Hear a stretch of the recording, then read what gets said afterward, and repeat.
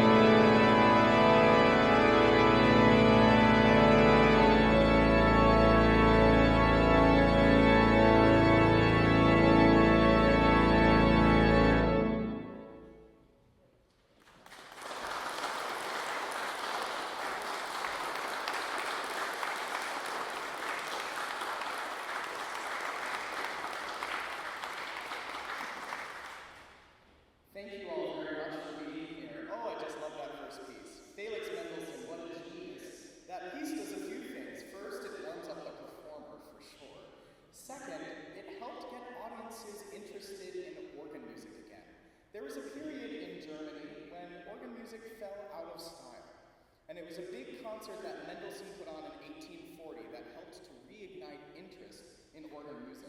And part of that was when he was asked by an English publishing company to write a set of voluntaries. Now, in the Anglican tradition, they have an organ voluntary that goes at the beginning and the end of a worship service.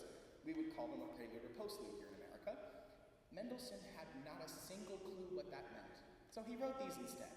And they're not exactly voluntaries, but they are fantastic organ sonatas, and he wrote 6 of them in total, possibly paying homage to Bach, who wrote 6 organ sonatas himself. We move next to the music of J.S. Bach, the eternal, the fantastic composer. This is his Fantasia and Fugue in G minor. It is the fire and ice of the German Baroque. You'll hear in the beginning and the opening theme lots of crashing chords, running notes, and very aggressive chromaticism that Bach uses.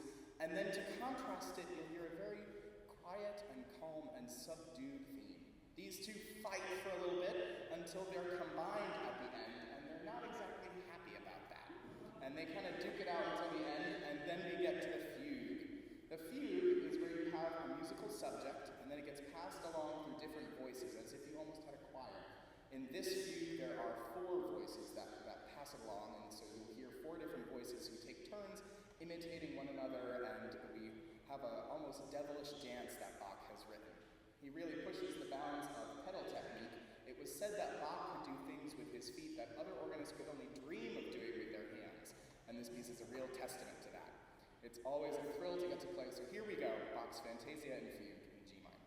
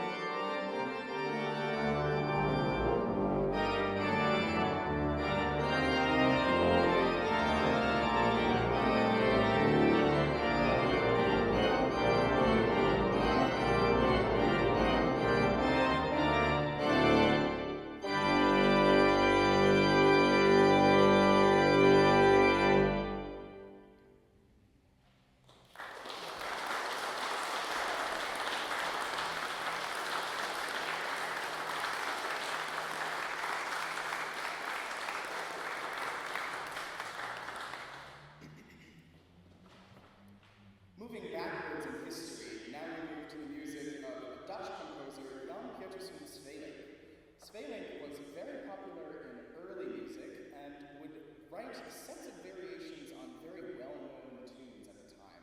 This would have been one of the tunes that they might sing in the Lutheran Mass, or what they might sing at a popular event.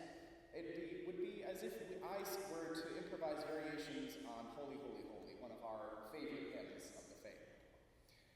This setting, Unter den Lindengrüne, which translates to Under the Linden Green, is just a wonderful little springtime set of variations. It's a rather short piece, and it's going to be played entirely on the division that is covered by the organ, but it's the division right after the blue bells in front that's underneath the main tower up there called the positive division. And it is just a wonderful and articulate little intimate section of the organ, and this is probably one of the quieter moments on the program, and just a wonderful time to sit and imagine yourself under the linden green, especially on a warm evening like this. So here we go, the music of Jan Petersen's Fame.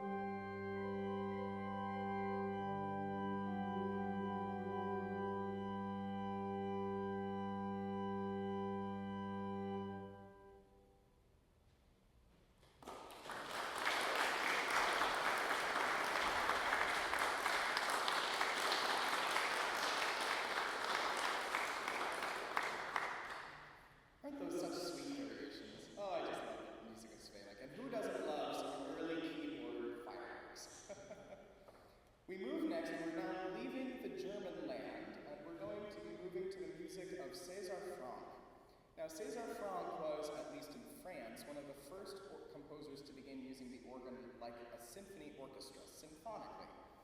He wrote a lot of organ pieces. His most famous and most revered works are his 3 chorales. They're these pieces, each about 15 minutes in length, and they are really just these tone poems for the organ. And César Franck was truly a very expressive poet, especially on the French symphonic organ.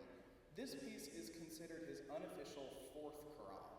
It is just as emotional, just as expansive of a work, and I think of it as the organ version of Romeo and Juliet. Like an opera, this piece opens with a great bard reciting a verse in unison, and then a Greek chorus always responds, but there's always a twinge of fear, a twinge of unknowingness, a twinge that there's something more that's going to happen, so prepare yourselves. We then get introduced to the characters in this opera. The first, rather heroic, with a triplet accompanying figure. It's quite a proud theme, but you can hear that there's a bit of unrest through it. And then we get to the second character, who is completely unsure of themselves. They don't know what's going on, they don't know where they want to live. Harmonically, it's very searching. It never quite knows where to land, and the second you might find your footing, you lose it once more. It's very reminiscent of the music of Wagner, actually. Franck took a lot of inspiration from that. And then we get to the celestial choir. And in this piece, the celestial choir is possibly the most tragic sound that one can create on this organ, on the vox humana, the human voice stop. It's a very, very special stop. You'll know it when you hear it, and yet it is the most tragic sound that can be created. And so then our story unfolds, and you get to hear how each of the characters gets represented, and then each of the characters' themes are then layered on top of one another, and you can think to yourself as to what that might mean. And Franck, in a way that only the likes of J.S. Bach can, layers these themes on top of one another to create one of the world's most magic arrivals in music. There's a huge A major chord in the middle of it that you will just absolutely love. Unfortunately, the happy moment is not to last very long in this piece. And it ends very, very softly in A minor. And so if you'll hold any applause at the end of the Franck, I'll move right into the piece by Krista Rakish. Krista Rakish, a dear, dear friend of mine, is the organ artist in residence at my home church in St. John's, West Hartford, and teaches organ at Oberlin Conservatory in Oberlin, Ohio. She is just a dynamite player and is also a fantastic composer. Now, she was substituting at my home church and was supposed to be playing the hymn tune Slain, or Be Thou My Vision, as the closing hymn that day. And it was probably a day pretty much like this in the church, because our AC had gone out for the day. And so the tempo marking on this piece, when she improvised it, is hot, hazy, and humid. And she kept it in there. So you'll hear throughout this piece that there is Be Thou My Vision, and you'll hear that. But you also might hear another tune of Gershwin, perhaps some Porgy and Bess, and I'll leave it at that. So here we go, the music of César Franck and Krista Rakish.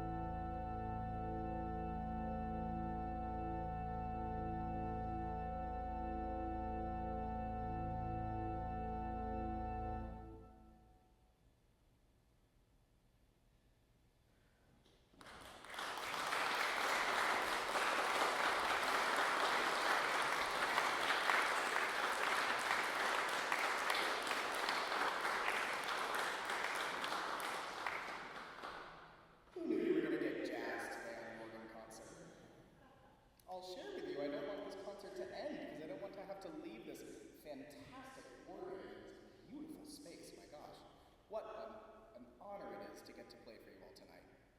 The last two pieces that I'll do as a set, so if you'll hold applause in between them, is the final two movements of Louis Viern's Third Organ Symphony in F-sharp minor. Just as Bach wrote 6 organ sonatas and Mendelssohn wrote 6 organ sonatas, Vierne wrote 6 organ symphonies. And they are really true masterworks, each of them about 40 minutes long. I promise this isn't. He wrote this Third Organ Symphony, and it's dedicated to another famous organist, Marcel Dupré, who is a very, very famous organist and toured around the United States quite a bit and was a very important teacher as well. In the Adagio, you'll hear that it opens with a pedal solo that then brings us into the harmonic language of Viern's world. It is a truly tragic world. You can hear that Vierne is struggling with loss. Vierne had a very difficult life. He was what we would consider legally blind for all of his life, and went to Switzerland to have an operation to try and correct some of this, and unfortunately actually lost more of his eyesight through that process.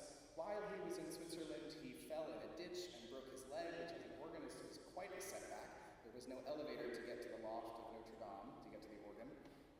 He struggled with familial life and losing his sons to war. He really had some struggles that he was working through his music. And you can hear this journey that he goes on throughout this movement to find a sense of peace by the end.